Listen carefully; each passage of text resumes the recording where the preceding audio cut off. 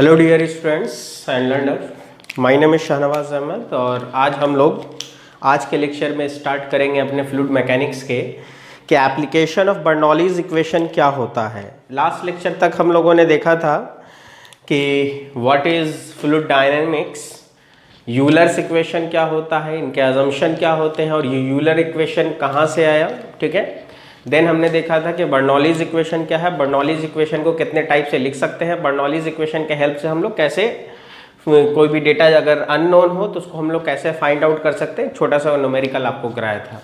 आज हम लोग पढ़ेंगे एप्लीकेशन ऑफ बर्नौलीज इक्वेशन। ठीक है, तो सबसे पहले हम लोग आज स्टडी करेंगे एप्लीकेशन ऑफ बर्नौलीज इक्वेशन। ठीक है, तो देखिए सिंपल सा फंडा है। बर्नौलीज इक्वेशन का एप्लीकेशन कहाँ कहाँ करते हैं, तो बेसिकली हम लोग दो चीजों में इसका एप्लीकेशन करते हैं बर्नौलीज का। एक फ्लो मेजरमेंट में, फ्लो मेजरमेंट में, ठीक है, या फिर फ्लो मेजरमेंट कहो या डिस्चार्ज मेजरमेंट भी कह सकते हो, या फिर वेलोसिटी मेजरमेंट करने में। ठीक है, तो दो एप्लीकेशन है बर्नौलीज का। बर्नौलीज के हेल्प से हम लोग क्या कर सकते हैं, किसी भी फ्लूइड फ्लो सिस्टम में उसका फ्लो क्या होगा उसको मेजर कर सकते हैं, दैट इज डिस्चार्ज मेजर कर सकते हैं, या वॉल्यूम फ्लो रेट मेजर कर सकते हैं, या फिर उसका वेलोसिटी को मेजर कर सकते हैं। ठीक है, तो अगर अब कोई बात करें कि फ्लो मेजरमेंट करना है तो फ्लो मेजरमेंट करने के लिए हम लोग किसका इस्तेमाल करेंगे, तो एप्लीकेशन तो बर्नौलीज इक्वेशन का ही होगा, लेकिन उसके लिए एक डिवाइस बनाया गया है कुछ। तो सबसे पहले हम लोग सीखेंगे कि फ्लो मेजरिंग डिवाइसेस कौन से हैं। फ्लो मेजरिंग डिवाइसेस, ठीक है, तो फ्लो मेजरिंग डिवाइसेस की अगर बात की जाए तो basically flow measuring devices are of two types. ठीक है, first one is restricted area type and second one is linear type. ठीक है, अब देखिए रिस्ट्रिक्टेड एरिया टाइप की अगर हम लोग बात करें तो रिस्ट्रिक्टेड एरिया टाइप में जो आता है इसमें तीन आ जाते हैं। ठीक है, फर्स्ट वन इज वेंचुरीमीटर। और देखिए रिस्ट्रिक्टेड एरिया टाइप इसका नाम क्यों रखा गया है, क्योंकि कहीं ना कहीं हम लोग नॉर्मल क्रॉस सेक्शन एरिया को क्या करेंगे, रिस्ट्रिक्ट करेंगे और उसके बाद इसको मेजर करेंगे। ठीक है, तो इसमें जो सबसे पहला टाइप है वो है वेंचुरीमीटर, दूसरा है ओरिफिस मीटर, ठीक है, तीसरा है नोजल मीटर, और लीनियर टाइप में कौन सा आता है, तो लीनियर टाइप में दो आते हैं। एक है आपका रोटामीटर और एक है आपको एल्बोमीटर कहो, या इसी को बेंड मीटर भी कह देते हैं लोग। ठीक है, तो बेसिकली अगर देखा जाए तो फ्लो मेजर करने के लिए हम लोगों के पास ये सारे डिवाइसेस हैं, लेकिन देखिए हम लोग जो डील करेंगे वो वेंचुरीमीटर एंड ओरिफिस मीटर को करेंगे। बाकी सबका फंडा देखा जाए तो बिल्कुल एक जैसा ही। नोजल मीटर कुछ नया नहीं है, इसी तरीके का है। ठीक है, तो हम लोगों को जो डील करना है, डिटेल में बात करनी है, वो है वेंचुरीमीटर पर और नोजल मीटर पर। ठीक है, तो फ्लो मेजर करने के लिए ये सारे के सारे डिवाइसेस क्या करके देते हैं आपको, फ्लो मेजर करते हैं। ठीक है, और इसके बाद फिर हम लोग सीखेंगे कि वेलोसिटी मेजर करने के लिए कौन होगा। तो वेलोसिटी मेजर करने के लिए जो हमारे पास डिवाइस होता है उसको हम लोग कहते हैं पिटॉट ट्यूब। ठीक है, तो हमेशा याद रखिएगा वेलोसिटी मेजरिंग डिवाइसेस जब पढ़ेंगे तो वहां पर किसको पढ़ेंगे, पिटॉट ट्यूब को। अब हम लोग आज जो सबसे पहले स्टडी करने जा रहे हैं वो है वेंचुरीमीटर। इसको ध्यान से देखिएगा क्योंकि इसके स्पेसिफिकेशंस पर कई बार क्वेश्चन को पूछे जाते हैं। ठीक है,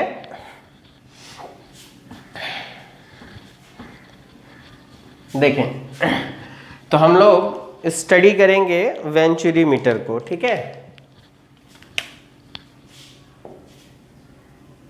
वेंचुरी मीटर। अब देखिए, सबसे पहले इसका स्पेसिफिकेशन और इसके डिजाइन को हम लोग ध्यान से स्टडी करेंगे। तो देखिए, सपोज दैट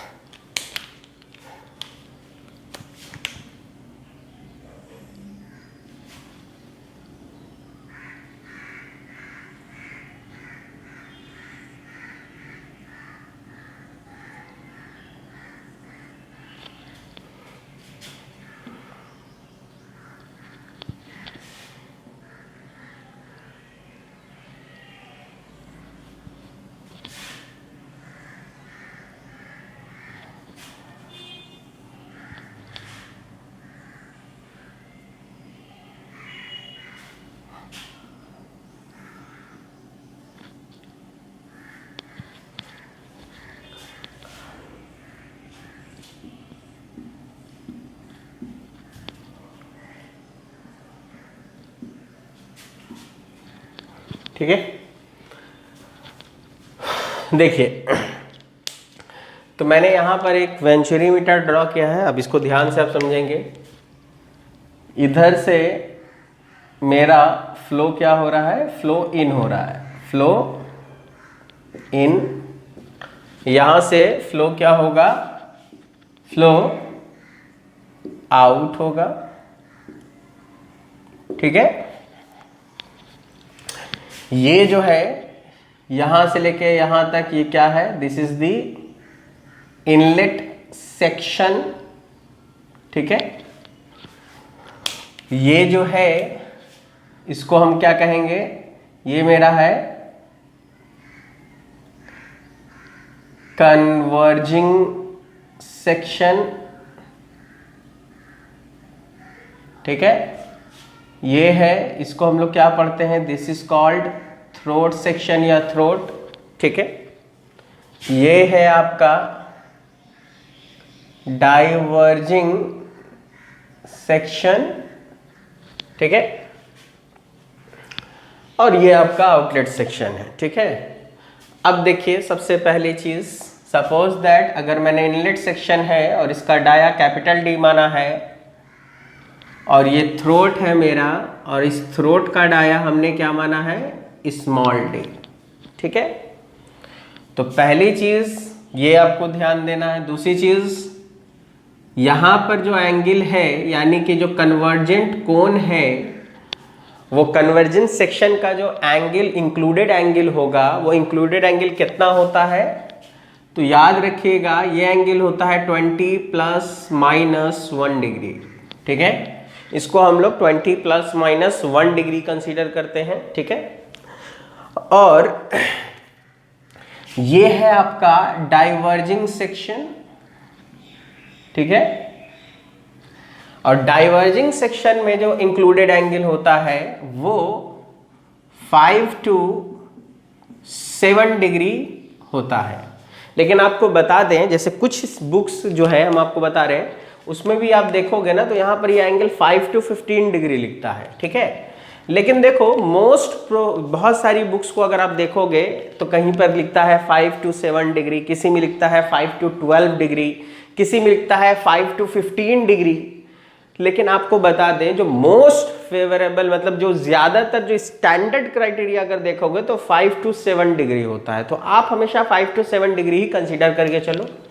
दूसरी चीज, 5 to 7 डिग्री तो ले सकते हैं, लेकिन जो मोस्ट फेवरेबल है वो क्या है, 6 डिग्री।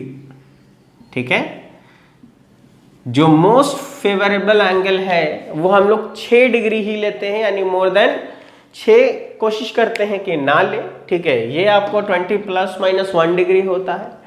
दूसरी चीज, अगर ये d है तो स्मॉल d कितना लेते हैं हम लोग, देखिए स्मॉल d जो होता है वो d/3 से लेकर के 3/4 d के बीच में कुछ भी ले सकते हैं। ठीक है, लेकिन यहां पर भी याद रखिए मोस्ट फेवरेबल यानी जो ज्यादा फेवरेबल कंडीशन है वो ये है कि स्मॉल d का वैल्यू अप्रोक्सीमेटली हमेशा कैपिटल D/2 ही लिया जाता है। ठीक है, तो ये है कि रेंज दिया है, ये भी रेंज है, ये भी रेंज है, लेकिन आपको अगर पूछा जाए कितना लेना है तो आप इतना बोलोगे। क्यों? क्योंकि देखो अब यहाँ पर कुछ सवाल उठता है, ये मैंने इसलिए लिखा है क्योंकि जब आप इंटरव्यूज वगैरह में जाते हो तो आपसे कुछ चीज़ें पूछी जाती हैं।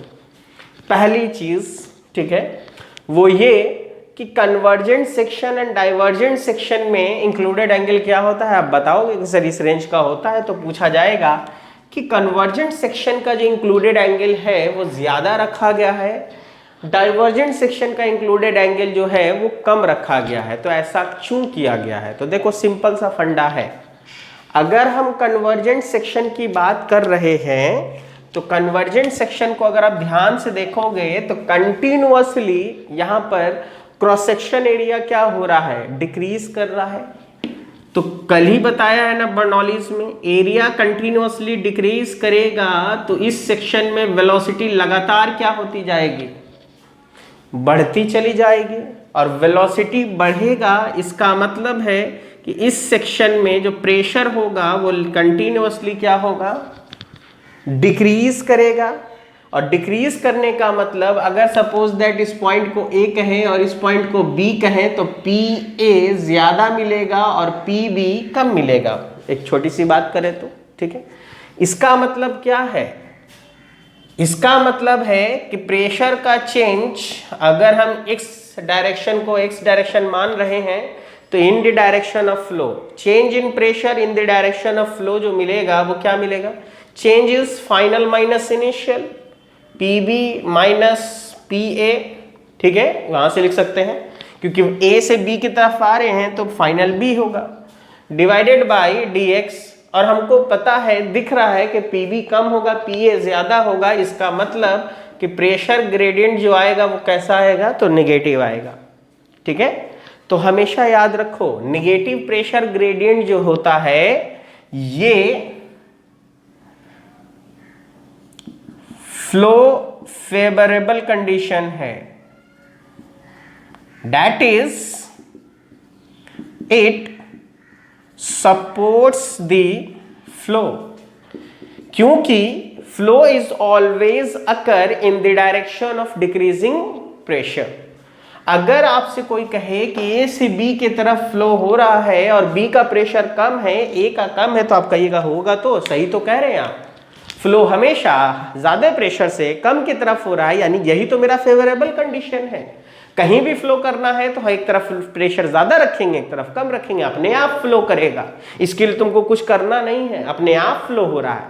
यानी ये जो है आपको सपोर्ट करेगा फ्लो को, फ्लो हमेशा ऐसे ही होता रहेगा। कुछ इस तरीके से समझो, अगर एक रोड है और यहां से ये बॉल अगर हम गिरा दें तो बॉल यहां तक जो पहुंचेगा वो अपने आप पहुंचेगा, ये हमेशा बाउंड्री को टच करेगा, हमेशा सपोर्ट करेगा। लेकिन जब ये बॉल इस वाले पे चढ़ेगा तो यहां पर जब पहुंचेगा तो इसकी वेलोसिटी थोड़ी कम हो गई होगी।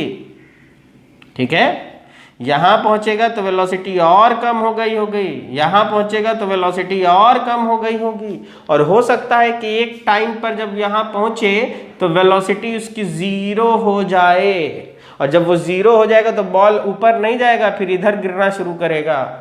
ठीक है, तो कहने का मतलब क्या हुआ कहने का मतलब ये हुआ कि वेलोसिटी जब 0 होगा तो ये बॉल बाउंड्री को क्या करेगा, कुछ इस तरीके से समझो, ऐसे करके, ठीक है।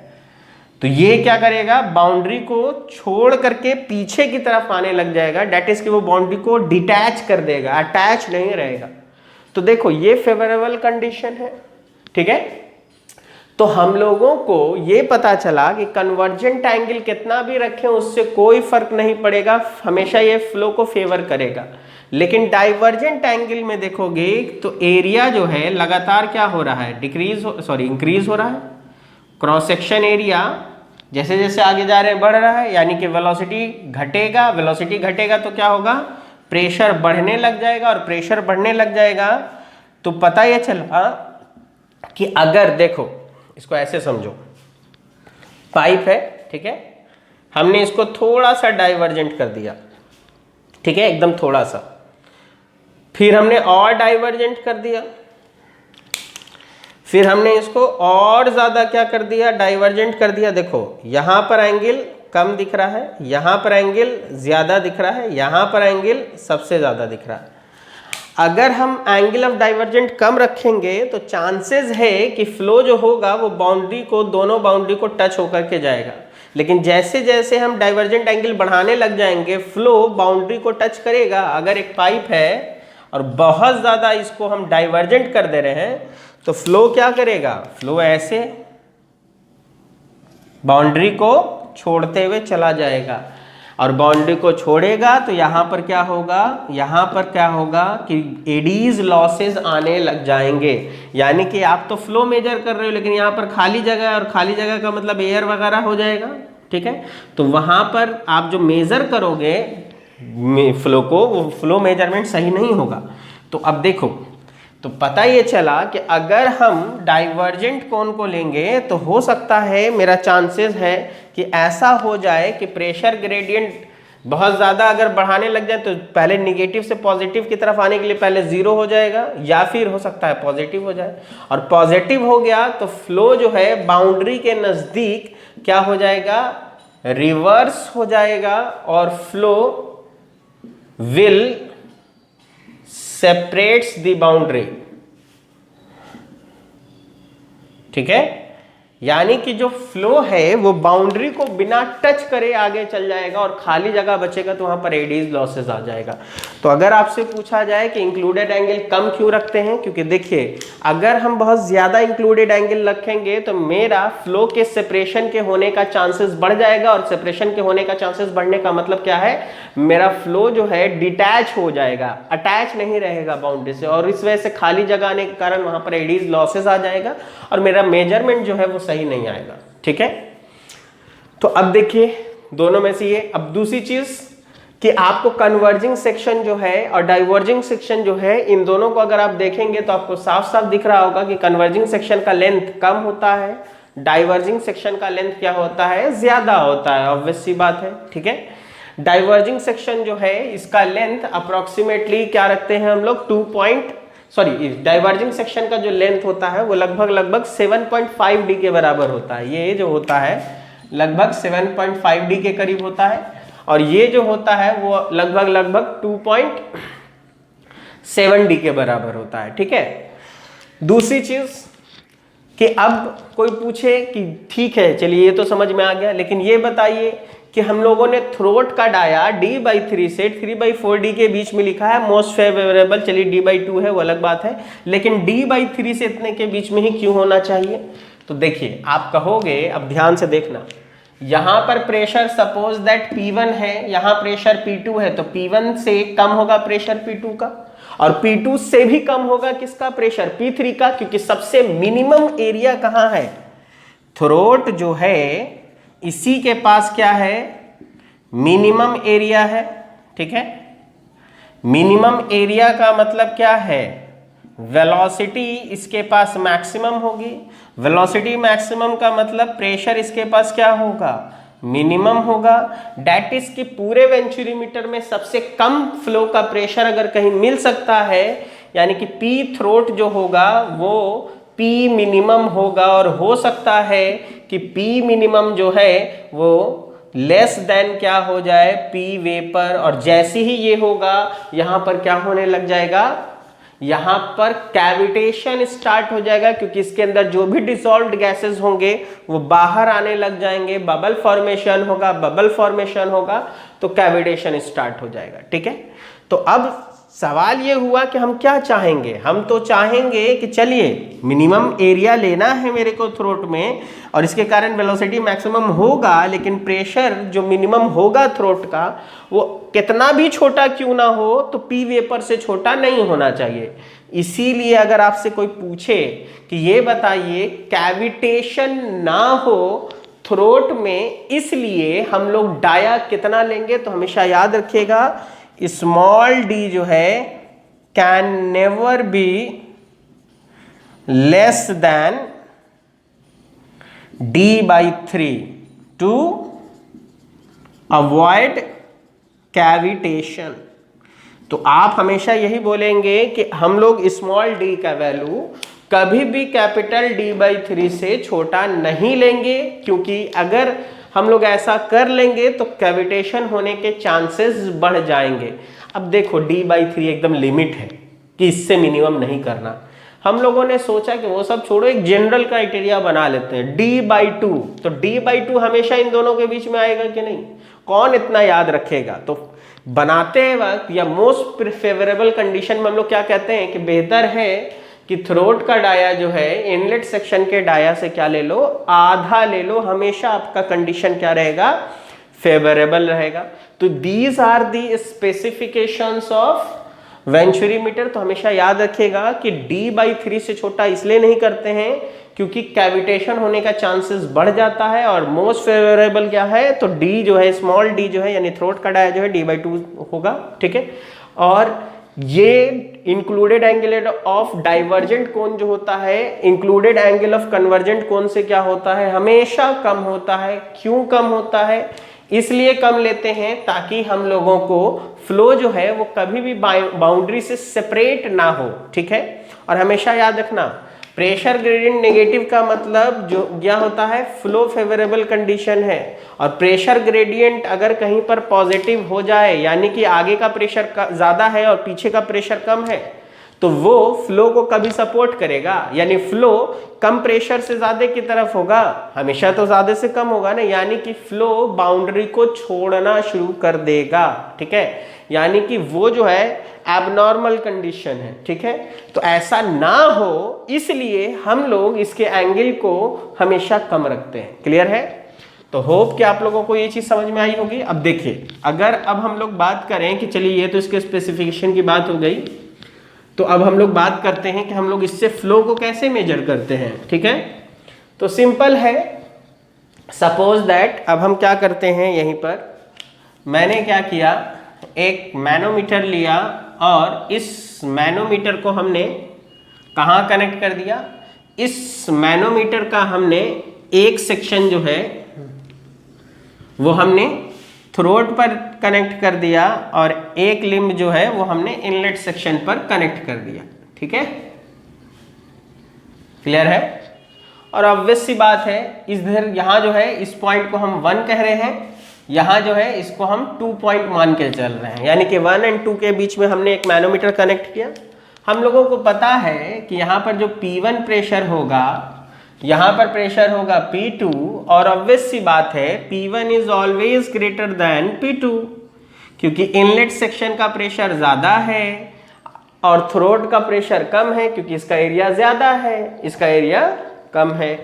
तो ये प्रेशर ज़्यादा होगा तो इसके अंदर जो भी मैनोमेट्रिक फ्लूइड भरा होगा वो इसको पुश करेगा, और सपोज दैट पुश करेगा तो मैनोमेट्रिक फ्लूइड जो होगा वो आपको थ्रोट की तरफ, ऊपर की तरफ क्या होगा, चढ़ जाएगा। और ये हमने माना कि मैनोमेट्रिक डिफरेंशियल प्रेशर हेड जो आया है वो कितना आया है, वो आया है x।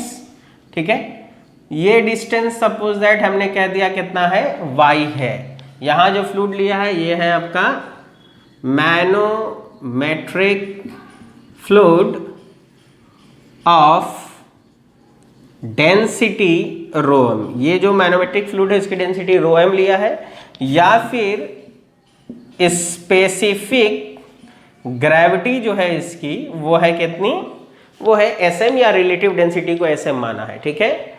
और x जो है ये क्या है, x is equal to differential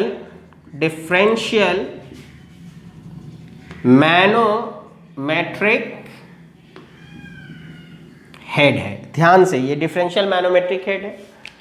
यहां जो फ्लूइड फ्लो कर रहा है rho is equal to fluid flow density, यानी कि जो फ्लूइड इसके अंदर फ्लो कर रहा था उसकी डेंसिटी को रो माना है, जबकि मैनोमीटर के अंदर जो फ्लूइड है उसकी डेंसिटी को हमने रो एम माना है।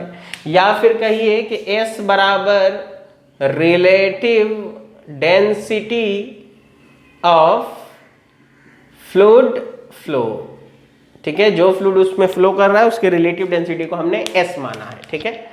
तो अब सिंपल सा फंडा है, ये मेरा क्राइटेरिया है, हम लोग ऐसा करते हैं। सिंपल सा हम लोग जानते हैं बर्नौलीज इक्वेशन, और हमने अजम्पशन क्या क्या लिया है, बिल्कुल वही अजम्पशन लिया है जो बर्नौली का था। डेट इज हम मान के चल रहे हैं कि फ्लो कैसा है, फ्लूइड कैसा है, इनकम्प्रेसिबल है, एसिडी है, इरोटेशनल है, ठीक है। तो इसलिए अगर हम क्या करें, अप्लाई बर्नौलीज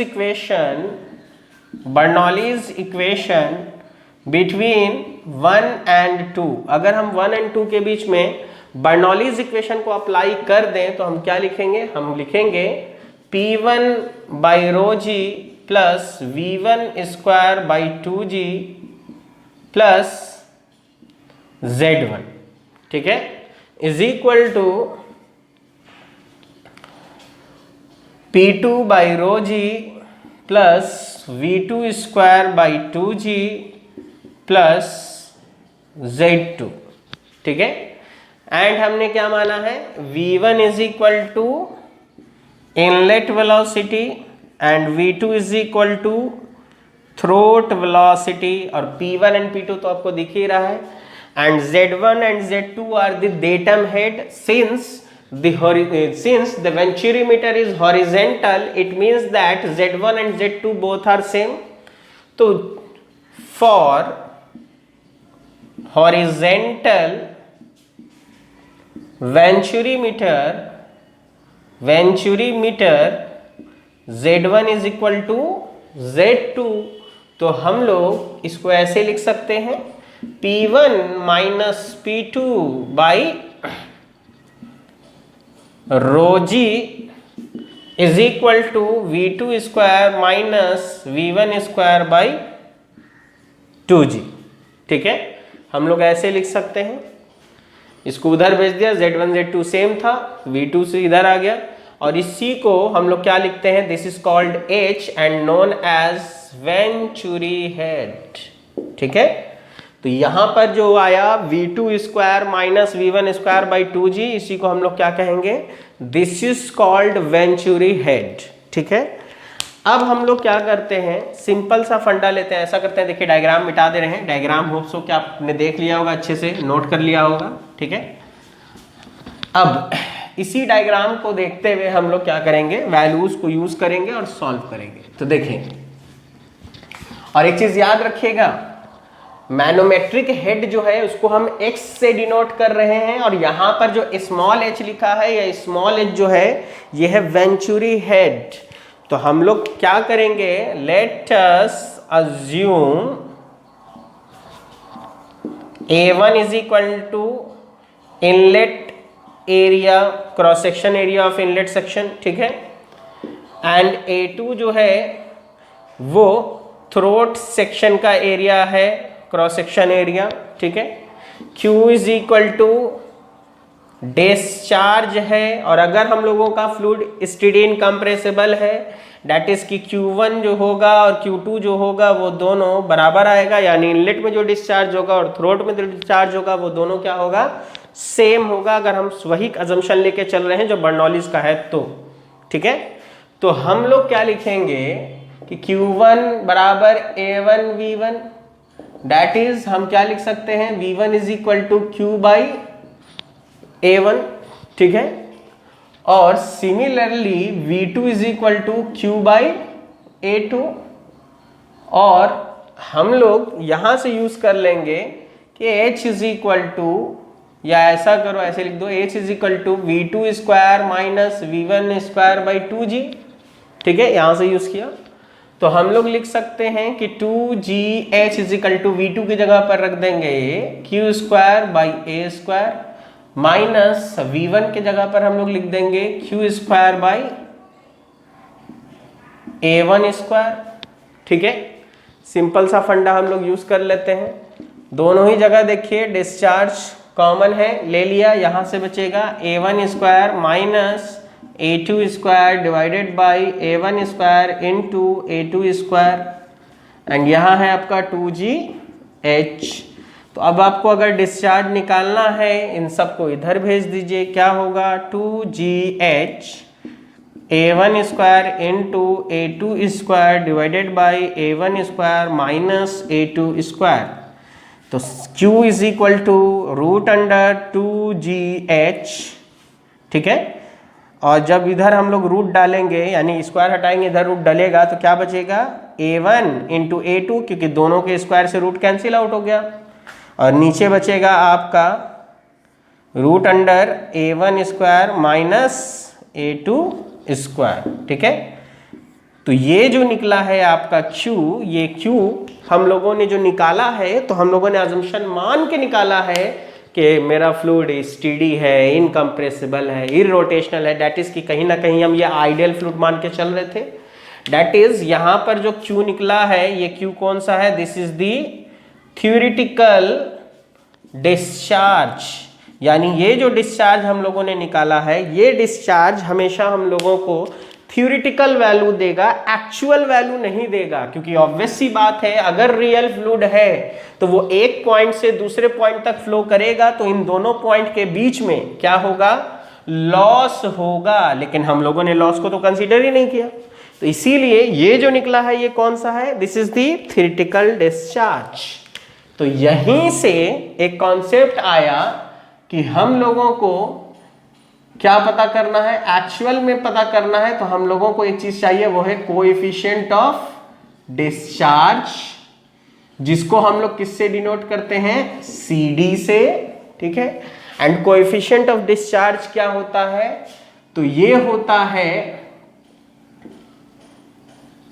ऐसे लिख दे रहे हैं, Q एक्चुअल यानी actual discharge divided by theoretical discharge. ठीक है, एक्चुअल डिस्चार्ज और थ्योरेटिकल डिस्चार्ज का जो रेशियो होता है, इसी को हम लोग क्या कहते हैं, कोएफिशिएंट ऑफ डिस्चार्ज। और सुनिए, या तो आप ऐसे लिख सकते हैं, या फिर अगर हम लोग, देखिए इसको बाद में लिख देंगे तब समझ में आएगा, तो यहीं से अगर हम Q एक्चुअल निकालेंगे तो Q एक्चुअल क्या होगा, वो होगा CD into Q, that is की हम क्या लिख सकते हैं, अब हम लिख सकते हैं कि एक्चुअल डिस्चार्ज जो होता है वो CD into root under 2GH A1 into A2 divided by A1 square minus A2 square root under होता है। ठीक है, this is the actual discharge. तो अगर आपसे थ्योरेटिकल डिस्चार्ज पूछा जाए, आप यहां से निकाल लेंगे, और एक्चुअल पूछा जाएगा तो वहां पर आपको इसका वैल्यू दिया जाएगा। तो याद रखिएगा, जनरली बता देते हैं कि फॉर वेंचुरी मीटर जो CD का वैल्यू होता है वो अप्रोक्सीमेटली 0.95 से लेकर 0.98 तक कंसीडर किया जाता है वेंचुरी मीटर के लिए। अब आप देखो, थ्योरेटिकल डिस्चार्ज ये है, एक्चुअल डिस्चार्ज ये है, अगर इन दोनों का वैल्यू अगर हम डिवाइड कर दें, ध्यान से देखो, अगर हम इन दोनों को डिवाइड कर दें तो कैसे लिख सकते हैं, अब चीज को समझो। यहां पर जो हमने लिखा है CD के टर्म्स में, अगर हम इसको CD के टर्म्स में ना लिखते तो हम कैसे लिखते 2GH minus HL A1 into A2 divided by A1 square minus A2 square का रूट अंडर। क्योंकि देखो यहां पर अगर हम थ्योरेटिकली कह रहे हैं कि जो वेंचुरी हेड है वो H आ रहा है, तो एक्चुअली कभी भी H नहीं आएगा, वो H माइनस HL आएगा, यानी हेड लॉस आएगा। तो तो हम CD को अगर निकालना चाहें तो ऐसे भी निकाल सकते हैं।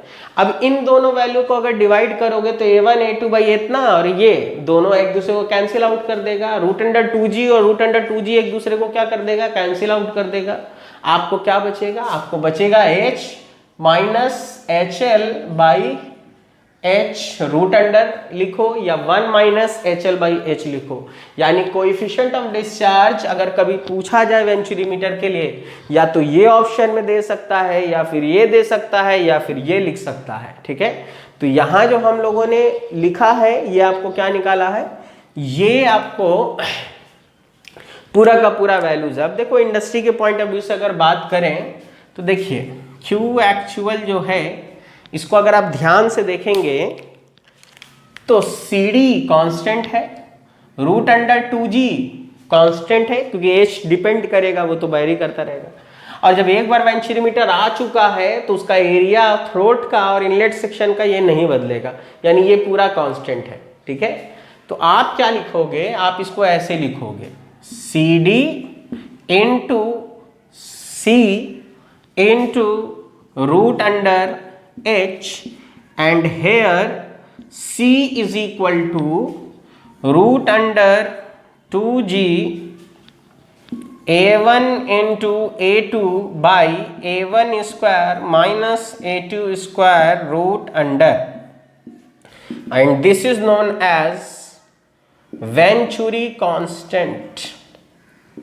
तो आपके इंफॉर्मेशन के लिए बता दें, इंडस्ट्रीज में क्या किया जाता है, जब भी कोई वेंचुरीमीटर आता है सबसे पहले उस वेंचुरीमीटर के लिए हम लोग ये वैल्यू निकालते हैं और उस वेंचुरीमीटर पर परमानेंटली उस पर लिख दिया जाता है मार्कर से, या उस पर कोट कर दिया जाता है। तो CD जो जिसने बनाया है वेंचुरीमीटर वो लिख करके भेजता है कि CD इतना लेना है, और C का वैल्यू आपने निकाल लिया, तो ये दोनों वैल्यू तो आपको पता है। यानी जब भी फ्लो मेजर करना है आपको क्या चाहिए, √H चाहिए। लेकिन ध्यान से, ये जो H है ये है आपका वेंचुरी हेड। ठीक है, और आप अगर मैनोमीटर से देख रहे थे तो वो X था, और ये क्या था, this is manometric differential head. तो कभी भी ऐसा नहीं करना कि X का वैल्यू देखा और H समझ के रख दिया। ये मैनोमेट्रिक डिफरेंशियल हेड है, जबकि यहां पर आपको क्या चाहिए, वेंचुरी हेड। तो इसलिए अब याद रखोगे कि मैनोमेट्रिक डिफरेंशियल हेड से वेंचुरी हेड हम लोग कैसे निकालते हैं, सिंपल। ठीक है, तो देखिए दो क्राइटेरिया हो सकता है। पहला क्राइटेरिया, ये पाइप है, इस पाइप में सपोज दैट वाटर फ्लो कर रहा है और मैनोमीटर में हमने डाला है मरकरी, तो वाटर की डेंसिटी कम है, मरकरी की डेंसिटी क्या है, ज्यादा है। दैट इज हम ये कह सकते हैं, हमने रो क्या है, फ्लो फ्लूइड डेंसिटी है। ठीक है, एंड 𝜌m क्या था, तो मैनोमेट्रिक फ्लूइड डेंसिटी था। अगर हम स्पेसिफिक ग्रेविटी के टर्म्स में लिखे तो उसको SM लिख रहे हैं, इसको S लिख रहे हैं। तो केस 1 ये हो सकता है, सपोज दैट कि आपने मैनोमीटर में जो फ्लूइड भरा है 𝜌m ये हेवी है, और जो फ्लूइड पास कर रहा है वेंचुरीमीटर से वो उसकी डेंसिटी या उसकी स्पेसिफिक ग्रेविटी क्या है, कम है। यानी SM ज्यादा हो S कम हो। जैसे फ्लो कर रहा है वाटर और मैनोमीटर में भरा है मरकरी। अगर ऐसा कंडीशन दिया हो तो हमेशा याद रखना H बराबर होगा X SM upon S minus 1।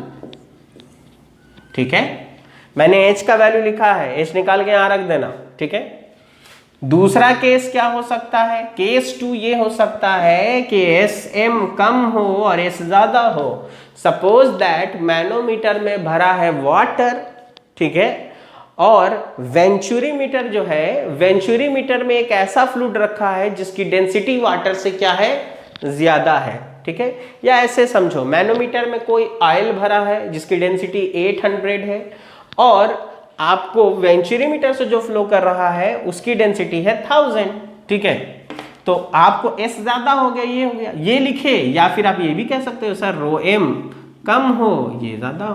तो यहाँ भी लिख सकते हो कि सर रो एम ज़्यादा है और रो कम है। सिमिलरली अगर एस एम के टर्म्स में ना लिखेगा तो देखो रो बाई रो ही होता है ना, तो सब कोई फर्क नहीं पड़ेगा, तो रो एम बाई रो -1 भी लिख सकते हो, ठीक है। यहाँ पर भी क्या लिखेंगे, h बराबर x, यहाँ पर देखो फर्क कितना है, अगर एस एम कम है और s ज़्यादा है तो आप लिखोगे 1 minus S M by S, या फिर x into 1 minus rho M by rho, ठीक है। ऐसा इसलिए कर रहे हैं क्योंकि h का वैल्यू कभी नेगेटिव नहीं होगा वेंचुरी हेड का। अगर sm ज़्यादा है s कम है तो इसका वैल्यू मोर देन 1 मिलेगा, मोर देन 1 का मतलब h हमेशा पॉजिटिव होगा। अगर sm कम है s ज़्यादा है तो इसका वैल्यू लेस देन 1 होगा, और लेस देन 1 होगा तो ये वैल्यू नेगेटिव हो जाएगी। तो इसीलिए उसको हम लोग क्या करते हैं, इधर लिखते हैं, ठीक है, कि नेगेटिव नेगेटिव क्या हो जाएगा, पॉजिटिव हो जाएगा, और इसको सॉल्व कर लेंगे, ठीक है। और ये 1 से हमेशा कम मिलेगा तो हमेशा पॉजिटिव मिलेगा। तो सिंपल सी चीज़ है, h हमेशा पॉजिटिव होता है। और सुनिए ये जनरल रूल है, चाहे वेंचुरी मीटर हो, ओरिफिस मीटर हो, पिटॉट ट्यूब हो, सब में h का वैल्यू निकालने का यही तरीका है। इसीलिए हमेशा याद रखना ये दोनों बहुत इंपॉर्टेंट है।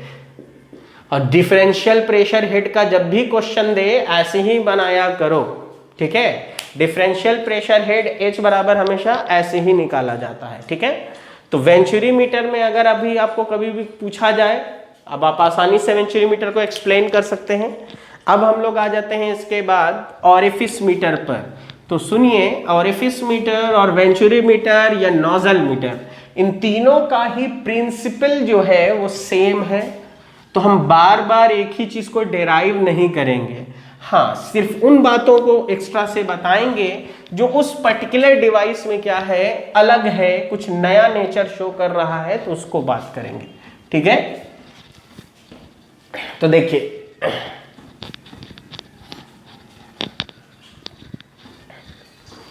अब हम लोग आ जाते हैं, इसी के बाद एक छोटा सा टर्म है जो कहा जाता है area ratio of venturi meter. तो area ratio of venturi meter क्या होता है, area ratio of venturi meter जो होता है वो ratio between normal section to the throat section, ठीक है। एरिया, जब भी कभी आपसे कोई पूछे area ratio of venturi meter क्या होता है, कभी शायद पूछ लिया जाए, तो ratio between normal section to the area of normal section to the throat section, और इसीलिए ये हमेशा ग्रेटर देन 1 क्या होता है, ग्रेटर देन 1 होता है, ठीक है। चलिए ये छोटा सा चीज है, याद रखिएगा। अब आ जाते हैं हम लोग किसके ऊपर, ऑरिफिस मीटर पर। अब आप देखिए ध्यान से ऑरिफिस मीटर क्या है। तो ऑरिफिस मीटर जो है वो कुछ नहीं है, सिंपल पाइप है, और इस पाइप में हम लोगों ने जानबूझ करके क्या किया है, एक ऑब्स्ट्रैकल लगाया है, और इसको लगा करके हम फ्लो मेजर करना चाहते हैं, ठीक है। दैट इज, देखिए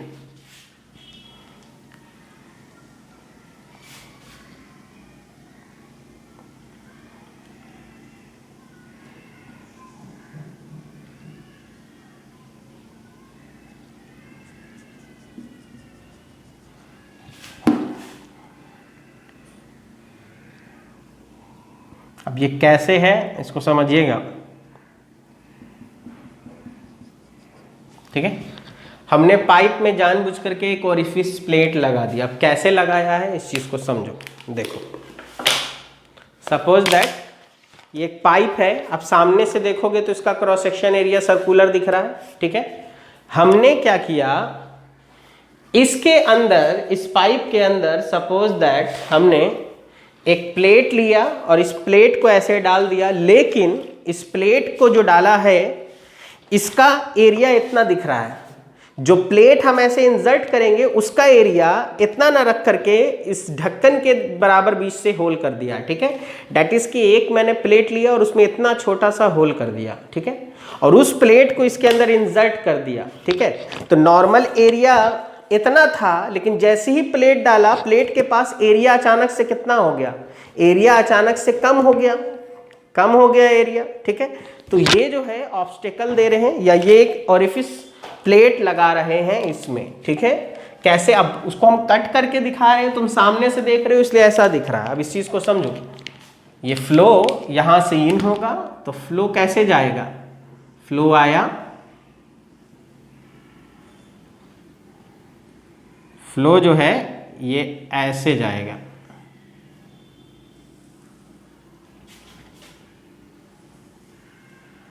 ठीक है। और फ्लो तो देखिए ब्लैक कलर से मैंने दिखाया वो पाइप है और रेड कलर से फ्लो दिखाया। तो शुरू में आप जो फ्लो देखोगे तो फ्लो कैसा होगा, ये फ्लो बिल्कुल आपको यूनिफॉर्म लैमिनार दिख रहा है। लेकिन जैसे ही यहाँ पर ओरिफिस प्लेट के पास पहुंचे ये फ्लो कैसे होने लग जाएगा, टर्बुलेंट होने लग जाएगा। क्योंकि देखिए ये शेप ऑफ द डिवाइस ऐसा नहीं है, हमने जानबूझ करके ऑब्स्टेकल किया है। डैट इज कि यहाँ पर जो फ्लूइड होगा वो इससे टकराएगा और टकरा करके ऐसे रोलिंग यानी कि यहाँ पे एडीज लॉस करने लग जाएगा, ठीक है, वर्लिंग होने लग जाएगा, यहाँ पर फ्लूइड घूमने लग जाएगा, ठीक है। ये जो क्रॉस सेक्शन एरिया है तो ये area of the orifice plate है, ठीक है।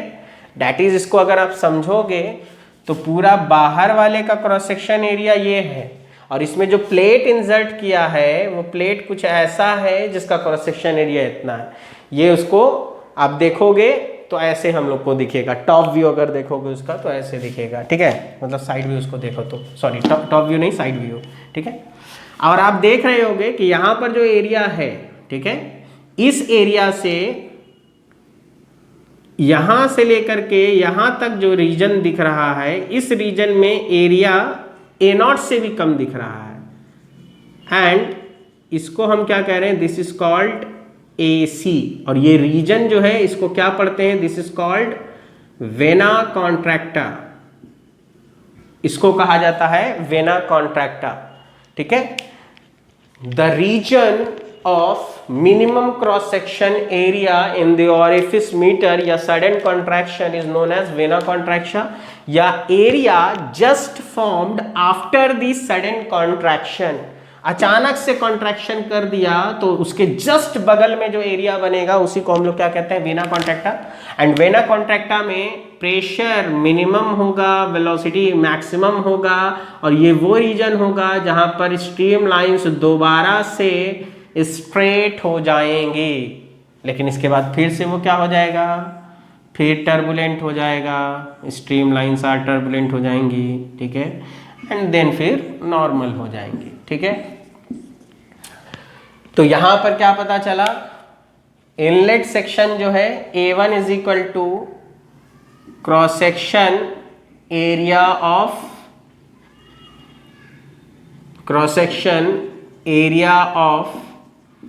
इनलेट सेक्शन, ठीक है, या बेहतर होगा आपका ये pipe, area of the pipe, ठीक है। And A0 is equal to area of orifice, ठीक है, and AC is equal to area at vena contracta, vena contracta. और वेना कॉन्ट्रैक्टा किसको कहते हैं, the region just formed after the sudden contraction where the velocity becomes maximum, pressure becomes minimum and streamlines again becomes straight lines, ठीक है, is known as vena contracta, ठीक है। तो ये हमने माना, ये सारे इसके स्पेसिफिकेशन है। और इस बार हम लोग क्या करते हैं, ओरिफिस मीटर में हम लोग 0.1 मानते हैं इनलेट सेक्शन को या इनलेट पाइप को और 0.2 मान लेते हैं हम लोग ओरिफिस प्लेट पर, ठीक है। तो हम लोगों को जो डिस्चार्ज मिलेगा इस बार थ्योरेटिकल वो वही मिलेगा जो पहले था, बिल्कुल same as it is, but knowledge लगा के देखोगे तो यही मिलेगा। और हम लोगों को डिस्चार्ज आएगा root under 2GH A1 into A0 divided by A1 square minus A0 square root under. तो नया कुछ नहीं है, वैसा ही मैनोमीटर लगाओ, सब कुछ करोगे तो यही मिलेगा। ठीक है, बस फर्क ये है कि वहां पर थ्रोट को लिया था, यहाँ पर हम लोगों ने ओरिफिस प्लेट पर ही ले लिया है। ठीक है, प्रेशर गेज को ओरिफिस प्लेट पर ही ले लिया है। ठीक है, तो अब देखो, लेकिन ये जो निकला है ये क्या निकला है? This is the theoretical discharge. ठीक है, तो हम लोग अगर एक्चुअल यहां पर लिखेंगे डिस्चार्ज तो फिर यहां पर क्या आएगा? कोएफिशिएंट ऑफ डिस्चार्ज आएगा into 2GH A1 into A0 upon root under A1 square minus A0 square. और यहां पर जो CD लिखा है वो है coefficient of discharge for orifice meter. ठीक है, और ऑरिफिस मीटर के लिए जो इस कोएफिशिएंट ऑफ डिस्चार्ज है इसकी वैल्यू हम लोग जो लेते हैं ऑरिफिस मीटर के लिए वो अप्रॉक्सीमेटली 0.65 से 0.68 के बीच में हम लोग कंसीडर करते हैं ऑरिफिस मीटर के लिए, क्योंकि ऑरिफिस मीटर के लिए ये जो CD है ये बराबर होता है CC इंटू CV। ठीक है, CC क्या है? CC कहते हैं हम लोग कोएफिशिएंट ऑफ कॉन्ट्रैक्शन को, एंड कोएफिशिएंट ऑफ कॉन्ट्रैक्शन जो होता है बेसिकली, अगर इसकी हम लोग बात करें कि कोएफिशिएंट ऑफ कॉन्ट्रैक्शन क्या है, तो कोएफिशिएंट ऑफ कॉन्ट्रैक्शन का मतलब है area of jet at vena contracta to the area of orifice. Area of jet at vena contracta to the area of orifice। ठीक है, तो डेट इज की आप क्या लिख सकते हो? Area of jet at vena contracta क्या है? AC, एंड ओरिफिस पर क्या है? A0 है, और हमको पता है कि AC जो होगा वो A0 से क्या होगा? कम होगा, इसलिए इसका वैल्यू हमेशा लेस देन क्या मिलेगा? 1। और आपको बता दें कि ये जो CC लिखा है हम लोगों ने, इस CC का वैल्यू 0.61 से लेकर के 0.69 तक ले सकते हैं, लेकिन याद रखिएगा for sharp edge orifice meter. लेकिन अगर शार्प एज ओरिफिस मीटर हुआ तो इस CC का वैल्यू हमेशा 0.65 कंसीडर किया जाता है। ठीक है, अब आप देखें दूसरा जो CV लिखा है हमने, वो CV क्या है? तो CV जो है वो है actual velocity of jet at vena contracta. CV जो है वो क्या है? Actual velocity of jet at vena contracta to the theoretical velocity. ठीक है, और इसको अगर आप लिखें तो इसको हम लोग V upon root under 2GH लिख सकते हैं। ये theoretical velocity root under 2GH कैसे लिख रहे हैं? पिटॉट ट्यूब पढ़ाएंगे तो ये आ जाएगा, और यहाँ पर ये जो V है ये कौन सी होगी? ये एक्चुअल होगी। ठीक है, और इसका वैल्यू CV का वैल्यू जो होता है 0.95 से लेकर के 0.99 के बीच में लिखते हैं। लेकिन आपको बता दें, याद रखिएगा इसको, for sharp edge orifice meter, अगर हमने शार्प, क्योंकि जनरली शार्प एज का ही पूछा जाता है, शार्प एज ओरिफिस मीटर लिया तो हम लोग CV का वैल्यू जो है 0.97 से 0.98 के बीच में लेते हैं। इसीलिए अक्सर वेंचुरीमीटर के केस में पूछा जाता है कि बताइए CV और CD का वैल्यू क्या होता है, तो वेंचुरीमीटर के लगभग दोनों सेम ही तो होगा। ठीक है, क्योंकि इसका वैल्यू भी 0.98 है और CD भी क्या है? उतना ही है। तो इसलिए हम लोग वेंचुरीमीटर का केस होगा तो दोनों को सेम कई बार कह देते हैं, इसीलिए ऑब्जेक्टिव में आपको दिखेगा कई बार पूछ लेता है कि CV CD क्या है। अब देखो, इसी चीज को अगर वैसे नहीं निकालो, कोई ट्रैजेक्टरी से निकाल करके क्वेश्चन पूछे तो आपको एक चीज दिखा रहे हैं, देखिए ये है मेरा शार्प एज। ठीक है, और अगर यहां से फ्लो अगर कराएंगे तो देखिए जो फ्लो होगा उसकी ट्रैजेक्टरी कैसी होगी? फ्लो जो ट्रैजेक्टरी होगी वो पैराबोलिक होगा, पैराबोलिक ट्रैजेक्टरी। ठीक है, और ये जो जहाँ तक ये नीचे तक गया है, ये हाइट अगर सपोज दैट हमने कितना माना है, y माना है यहाँ से, यानी ये जो नीचे गया है, और ये यहाँ से जो है यानी वीना कॉन्ट्रैक्टा की जो डिस्टेंस है वो अगर हमने x माना है, तो आपको बता दें कि CV का वैल्यू आप हमेशा क्या लोगे, x upon root under 4YH। तो हो सकता है कभी शायद आपको ऑब्जेक्टिव में ये मिल जाए। जनरली आपको बता दें ये क्वेश्चन जो है ना आपको एएससी में या फिर आपको बता दें एसएससी जेईई में पूछा गया है, CV बराबर कितना होगा अगर ऐसा कंडीशन है तो x upon root under 4YH जो है इसी को आप CV कह सकते हो, या फिर CV आप ऐसे लिख सकते हो, ऐसे लिख सकते हो, या फिर CV का वैल्यू ये पूछा जाएगा, या फिर जनरली आपको बता दें शार्प एज के लिए तो इतना लेते हैं। ठीक है, तो ओरिफिस मीटर हो, वेंचुरी मीटर हो, आप दोनों को इस तरीके से कंसीडर कर सकते हैं। नोजल मीटर क्या है, बिल्कुल इसी तरीके से है। फर्क क्या है तो देखो, ओरिफिस मीटर और वेंचुरी मीटर मेजर डिफरेंस वैसा ही बनाया आता है तो उसमें लॉस कम होता है। ठीक है, लेकिन ओरिफिस मीटर ऐसा आता नहीं है, इंडस्ट्री में इसको बनाया जाता है। तो सवाल ये उठता है जब मेरे पास वेंचुरी मीटर था तो इसको क्यों बनाया, क्योंकि देखो और लॉस भी ज़्यादा है इसमें, यानी कि अगर 100 आप फ्लो कराना शुरू करोगे तो एग्जिट पे 100 नहीं पहुंचेगा, कितना पहुंचेगा, अप्रोक्सीमेटली 0.65 से लेकर के 0.68, यानी 68 से 65 तक ही पहुंचेगा। तो इसको क्यों यूज़ कर रहे हैं, क्योंकि देखो ये कोई डिवाइस नहीं है, ये हम कहीं पे भी बना सकते हैं, तो इसका कॉस्ट बहुत कम होता है। इसीलिए पाइप फ्लो को मेजर करने के लिए इंडस्ट्रीज में हमेशा किसका इस्तेमाल करते हैं, ओरिफिस मीटर का। ये सस्ता है, आसानी से मैन्युफैक्चर, ठीक है लॉस ज्यादा है कोई बात नहीं, लेकिन अपने आप मैन्युफैक्चर्ड हो रहा है, कहीं से मंगवाना नहीं पड़ेगा, कोई ज्यादा कॉस्टिंग नहीं है। तो दोनों में मेजर डिफरेंस यही है, इसमें लॉस ज्यादा है उसमें लॉस कम है, लेकिन वो मैन्युफैक्चर होगा, उसका अपना कॉस्ट होगा, उसको खरीदना पड़ेगा, परचेस करना पड़ेगा, उसको परचेस करने की जरूरत नहीं है, अपने आप बना सकते हैं हम लोग। ठीक है, दूसरी चीज अगर नोजल मीटर की बात करें तो नोजल मीटर जो है कुछ नहीं है, नोजल को अगर हम फिट कर दें और फ्लो मेजर कर लें तो वैसे ही, तो नोजल भी तो वही है, रिस्ट्रिक्टेड एरिया कन्वर्जिंग टाइप से, दोनों के एंड पॉइंट पर हम क्या कर लेंगे, अगर नोजल फिट कर दें बीच में सपोज दैट, तो कुछ ना कुछ वेंचुरी मीटर जैसा ही तो हो गया। अगर हमने यहाँ पर एक ऐसा नोजल फिट कर दिया, ये नोजल फिट कर दिया, ठीक है, अगर हमने नोजल फिट कर दिया तो बिल्कुल वही फंडा है, यहां पर एक और यहां पर 2, 1 2 करके निकाल लेंगे। लेकिन मेजर डिफरेंस क्या होगा, नोजल मीटर में जो कोएफिशिएंट ऑफ डिस्चार्ज आता है वो वेंचुरी मीटर से कम होता है, ओरिफिस मीटर से ज्यादा होता है। ठीक है, लेकिन वहां पर भी अगर नोजल लगाओगे तो नोजल का कॉस्ट थोड़ा ज्यादा पड़ेगा। तो सबसे जो बेस्ट हम लोग इंडस्ट्री में यूज कर रहे हैं वो कौन सा है, ओरिफिस मीटर।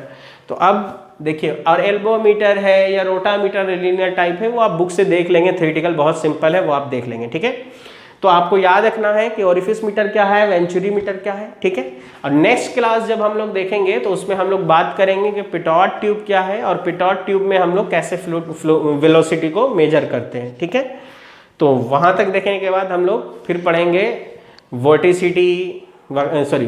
फ्लो को स्टडी करेंगे। ठीक है, so please like share and subscribe this channel. Till then good bye.